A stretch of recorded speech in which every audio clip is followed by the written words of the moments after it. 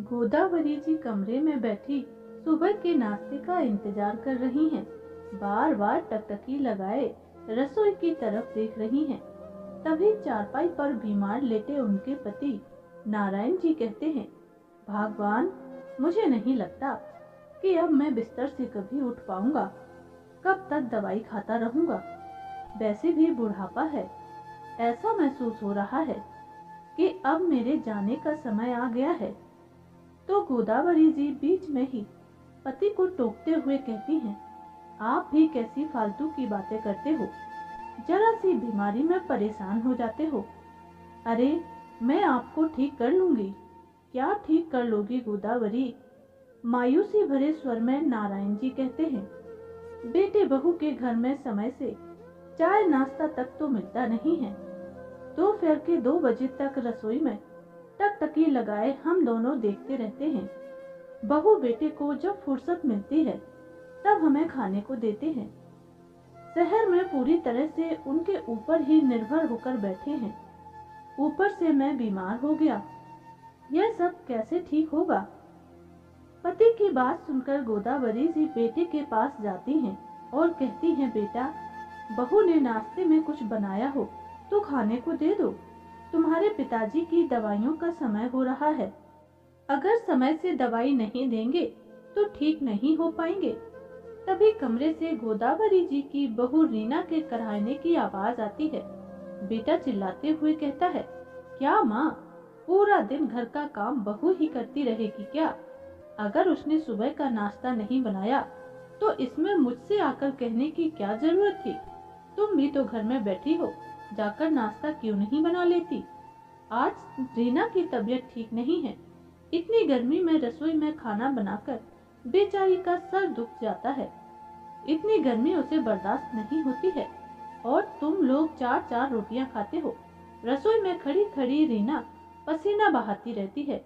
बेचारी कितना थक जाती है और तुम दोनों अपनी फरमाइशें करते रहते हो। एक मैं ही तो अकेला घर में कमाने वाला हूँ। क्या क्या करूँ? बेटे की बातें सुनकर गोदावरी जी की आंखों में आंसू आ गए। जरा सा नाश्ते के लिए क्या बोला, बेटे ने तो एहसान दिखा दिए। आंखों के आंसू को पोंछती हुई गोदावरी जी रसोई की तरफ जाने लगी कि खाने के लिए कुछ बना लो। तो पीछे से रीना बिस्किट का एक पैकेट गोदावरी जी की तरफ फेंकते हुए कहती है, अब रसोई में जाकर कुछ खाने के लिए बनाओगी तो पूरी रसोई को फैला दोगी। कुछ बनाने की जरूरत नहीं है। यह बिस्किट का पैकेट लो और तुम दोनों पानी में डुबाकर नाश्ता कर लो। गोदावरी जी बिस्किट का पैकेट उठाकर अपने कमरे की तरफ जाने लगी। तभी उनके बेटे की आवाज कानों में पड़ती है, जो अपनी पत्नी से कहता है, डार्लिंग, मैं अपने लिए किचन में चाय बनाने जा रहा हूँ। अगर तुम कहो तो तुम्हारे लिए भी अदरक की कड़क चाय बना लूंगा, जिससे तुम्हारे सर दर्द में आराम होगा। रीना कहती है, हाँ, मेरे लिए चाय बना लेना, साथ में ब्रेड भी सेक लेना। बेटे बहू के घर में रहते हुए भी गोदावरी जी को परायापन का एहसास हो रहा है। ऐसे लग रहा है कि वह बेटे के घर में नहीं, किसी दूर के रिश्तेदार के घर में रह रही हूँ, जो बात बात में मुझे अपने पास रखने का एहसान दिखाता है। कुछ दिन पहले रीना और महेश हॉल में चुपचाप बैठे हैं। कोई किसी से बात नहीं कर रहा। घर में एक सन्नाटा सा छाया है, क्योंकि अभी कुछ देर पहले ही महेश की अपने घर पर माता पिता से बात हुई थी। पिताजी की तबीयत बहुत दिनों से खराब थी। माँ का फोन आया था कि बेटा, डॉक्टर ने किसी बड़े शहर में अच्छे से डॉक्टर को दिखाने के लिए कहा है, इसीलिए हम दोनों तुम्हारे पास आ रहे हैं। अपने पास आने के शब्दों को सुनकर रीना और महेश दोनों ऐसे शांत हो गए जैसे उनके ऊपर बिजली गिर पड़ी हो।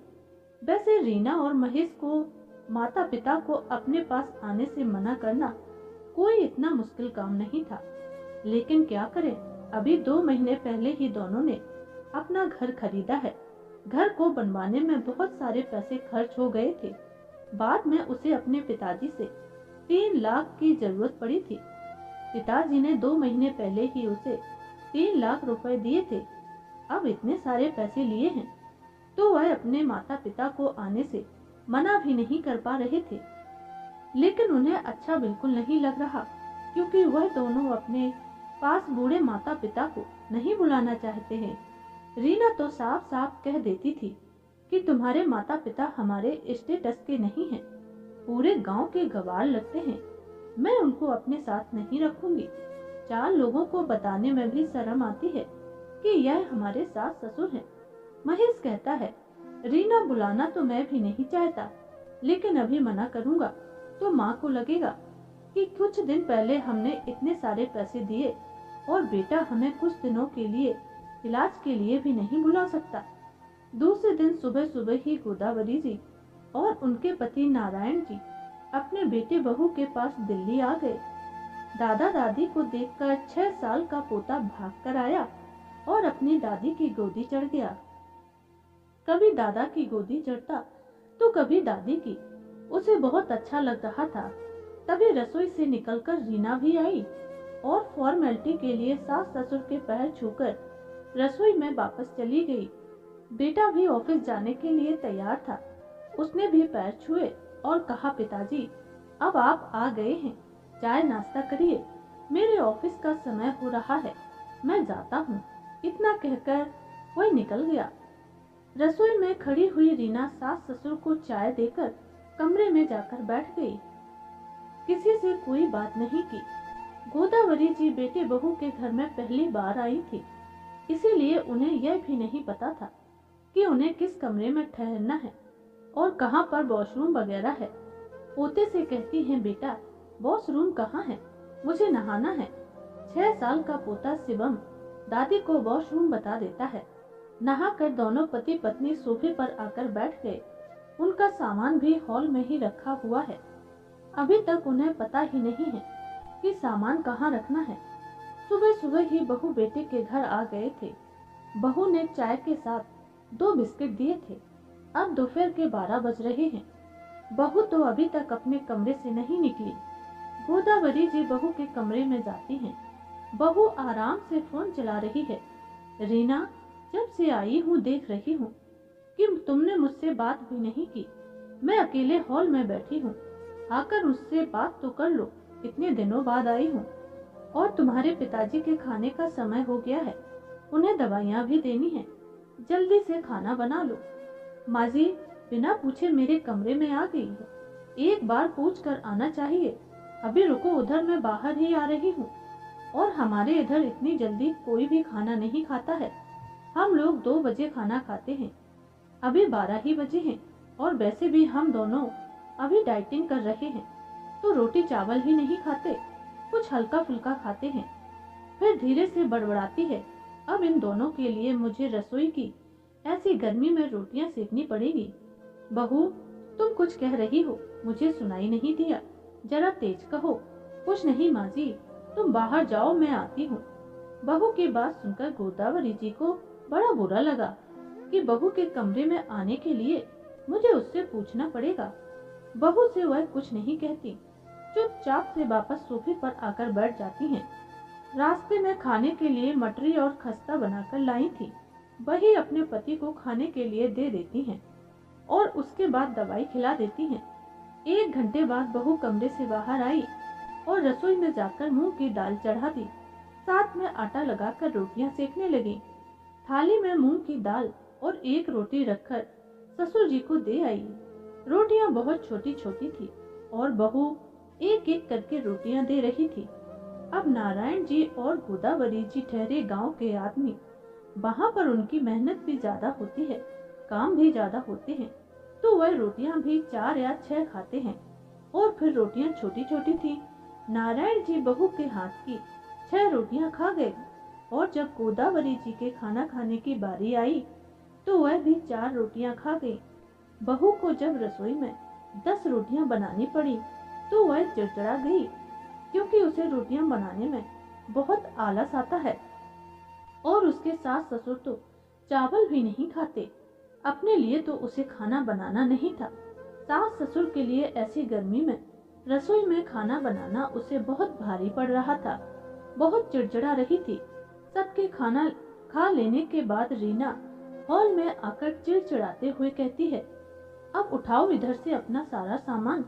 3 बजे मेरे बेटे के सर उसको ट्यूशन पढ़ाने के लिए आते हैं और उसको इधर सोफे पर हॉल में बैठकर ही पढ़ाते हैं। अब इधर तुम्हारा सारा सामान फैला रहेगा तो वह बच्चे को कैसे पढ़ाएंगे? और पूरा घर कितना गंदा लग रहा है। तुम लोगों के आने से सारा घर फैल गया।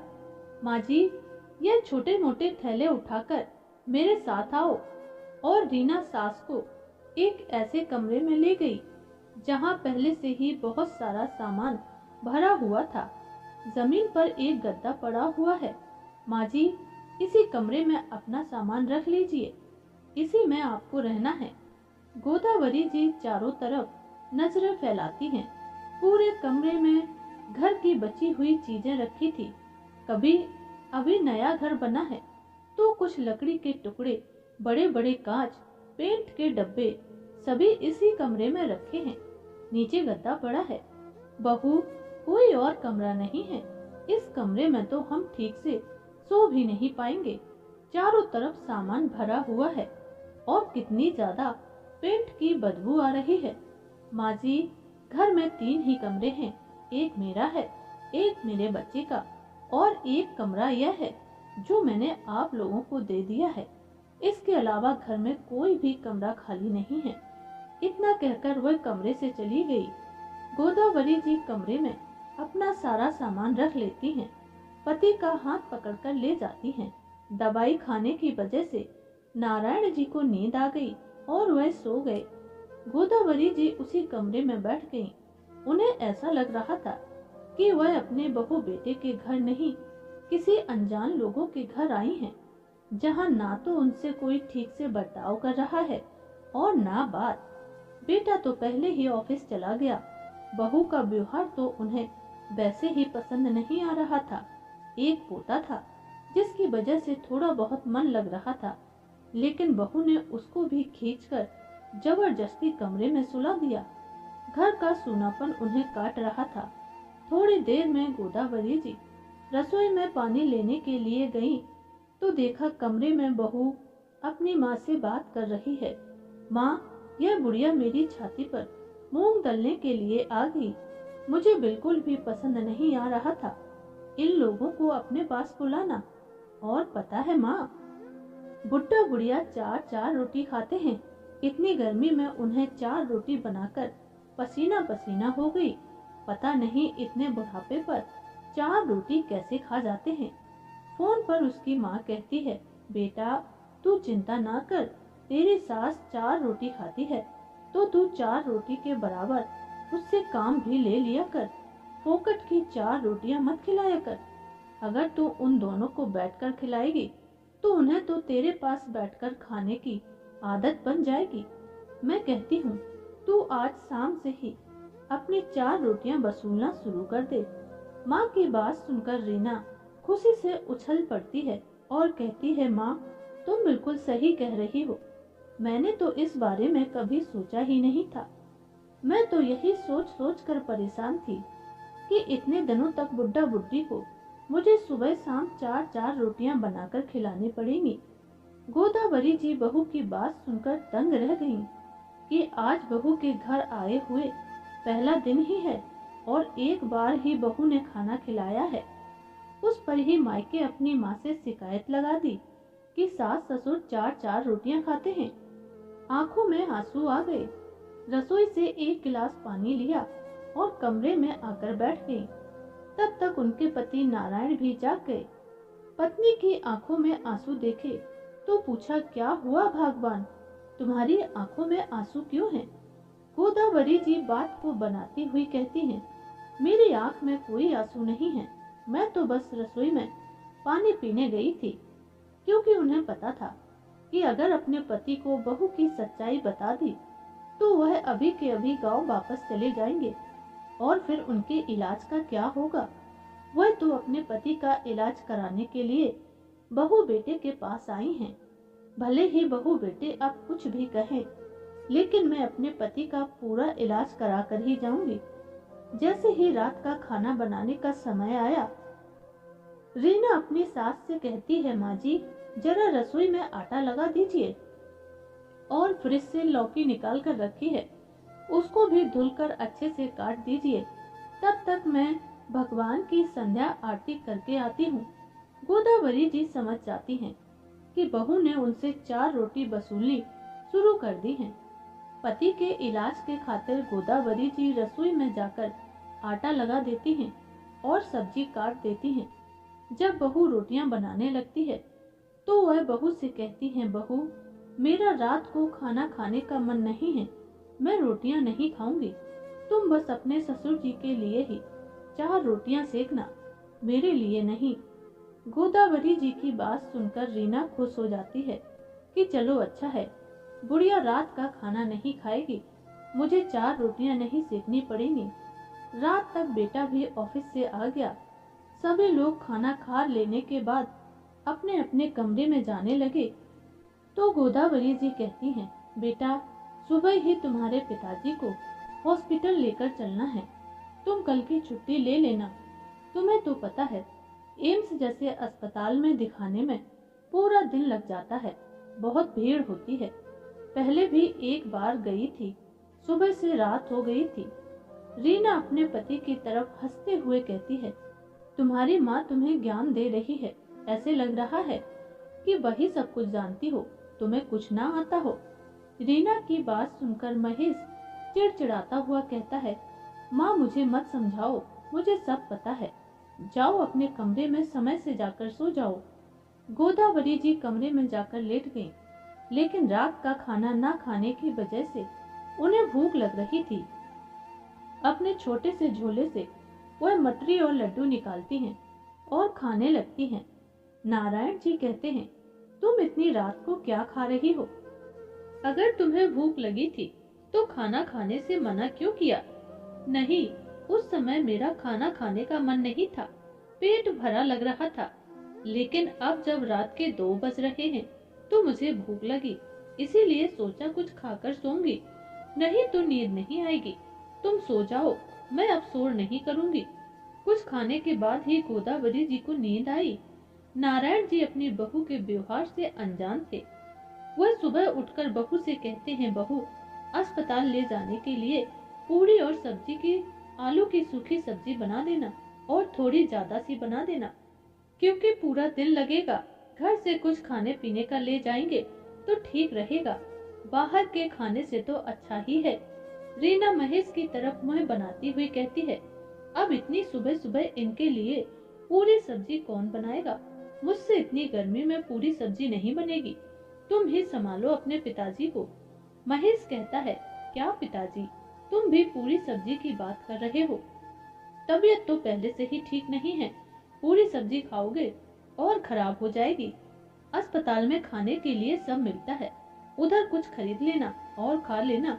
बेटे की बात सुनकर नारायण जी उसका मुंह देखते रह जाते हैं कि ऐसा भी क्या कह दिया है जो बेटा इतना चिड़चिड़ा रहा है। गोदावरी जी कहती हैं, कोई बात नहीं बेटा, अस्पताल में ही खा लेंगे, तुम घर पर कुछ मत बनाओ। दोनों लोग घर से बिना कुछ खाए ही अस्पताल के लिए निकल गए। जाकर सीधा पर्चा वाली लाइन में लग गए। पूरे 2 घंटे लगे पर्चा बनवाने में। सुबह के 10 बज गए। गांव में तो वह 7 बजे ही नाश्ता कर लेते थे। भूख के मारे पेट फुलबुला रहा था। बेटा भी पता नहीं फोन पर किससे बात करते हुए कहाँ चला गया।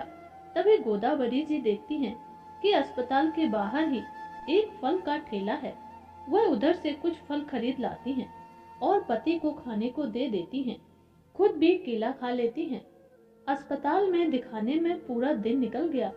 डॉक्टर ने बताया कि नारायण जी के पेट में बड़ी बड़ी पथरी हैं, जिनका ऑपरेशन करना पड़ेगा। 2 दिन बाद डॉक्टर ऑपरेशन के लिए कहता है। शाम को जब वह दोनों वापस आए तो बहुत जोरों की भूख लगी थी। किसी तरह से फल खाकर अपना पूरा दिन निकाला था। सोचा था घर आकर इन्हें खाना मिलेगा, लेकिन यह क्या, इधर भी बहू ने खाना नहीं बनाया। गोदावरी जी रसोई में पति के लिए खाना परोसने को गई तो रसोई में कुछ बना ही नहीं था। हॉल में बैठे हुए बेटे से कहती हैं, बेटा, बहू ने आज खाने में कुछ नहीं बनाया, तुम्हारे पिताजी को बहुत तेज भूख लग रही है। तो झुंझलाते हुए बेटा कहता है, माँ, आज रीना की तबीयत ठीक नहीं थी। उसके सर में फिर से तेज दर्द हो रहा था, इसीलिए पूरे दिन से रेस्ट कर रही है। अब तुम ही बताओ, उसकी इतनी तबीयत खराब है तो वह तुम लोगों के लिए खाना कैसे बनाएगी? अगर इतनी भूख लगी है तो अपने और पिताजी के लिए तुम खुद ही खाना बना लो। और वैसे भी तुम दोनों 4-4 रोटियां खाते हो। अब बेचारी ऐसी गर्मी में पसीना बहाकर तुम लोगों के लिए 4-4 रोटियां बनाएगी। महेश की बात सुनकर नारायण जी को बहुत गुस्सा आता है। वह बेटे से कुछ कहने को होते हैं कि तभी गोदावरी जी उनका हाथ पकड़ लेती हैं। छोड़ो जी, हम जिस काम से आए हैं वह काम करते हैं, बाकी कौन सा हमें इधर रुकना है। पूरे दिन से थकी हारी होने के बावजूद भी गोदावरी जी रसोई में अपने और पति के लिए खाना बनाती हैं। अपने लिए वह सिर्फ 2 रोटियां ही बनाती हैं। बहू बेटे की बातों और व्यवहार से दोनों ही बहुत आहत हैं। नारायण जी कहते हैं, भगवान, मुझे बहू बेटे का व्यवहार कुछ ठीक नहीं लग रहा है। क्या बहू हमारे लिए खाना बनाकर नहीं रख सकती थी? तुम दिन भर से अस्पताल में व्यस्त थी और आकर खाना बनाया है। मैं देख रहा हूँ, जब से आई हो बहुत कम खाना खा रही हो। कोई बात है क्या? गोदावरी जी बात बनाते हुए कहती हैं, नहीं, ऐसी कोई बात नहीं है। वो दरअसल शहरों में घर छोटे छोटे होते हैं, इतना चलना फिरना नहीं होता, तो खाना पचता ही नहीं, इसीलिए कम खा रही हूँ, और कोई वजह नहीं है। बेटे बहू के व्यवहार को दोनों पति पत्नी अच्छी तरह से समझ रहे थे। गोदावरी जी सिर्फ अपने पति के इलाज के खातिर चुप थीं। 2 दिन बाद पति का बहुत अच्छी तरह से ऑपरेशन हो जाता है और उसके 3 दिन बाद उन्हें अस्पताल से छुट्टी भी मिल जाती है। इन 4-5 दिनों में गोदावरी जी को बहू बेटे का रवैया समझ में आ गया था कि बहू खाना बनाने में बहुत ही कामचोर है। उसे रसोई में काम करना बिल्कुल पसंद नहीं है और हम दोनों का खाना भी बहू बेटे दोनों को ही खटकता है। इसीलिए बहू बेटे के रवैये को देखकर गोदावरी जी सोचती हैं कि अब ऐसे काम नहीं चलेगा। अभी तो उनके पति को कुछ दिन और इलाज के लिए इधर रुकना पड़ेगा। ऐसे रोज रोज हम भूखे पेट नहीं सो सकते हैं। अब मुझे इसका कोई उपाय निकालना पड़ेगा।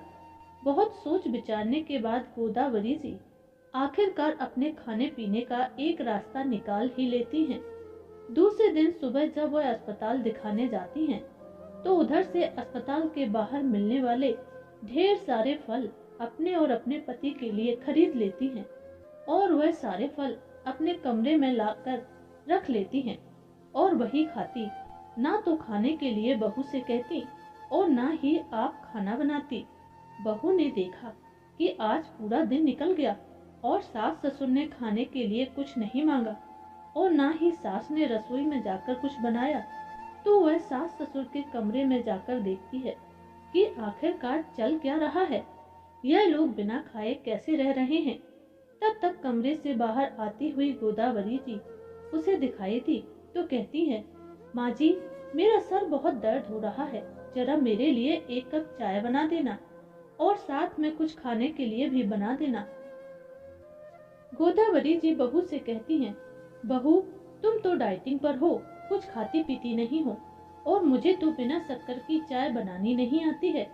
मुझे दूध शक्कर वाली चाय ही बनानी आती है। यह काली चाय मुझसे नहीं बनेगी। तुम अपनी चाय खुद ही बना लो। सास का जवाब सुनकर रीना तिलमिला गई और सीधा सास के कमरे में आ धमकी।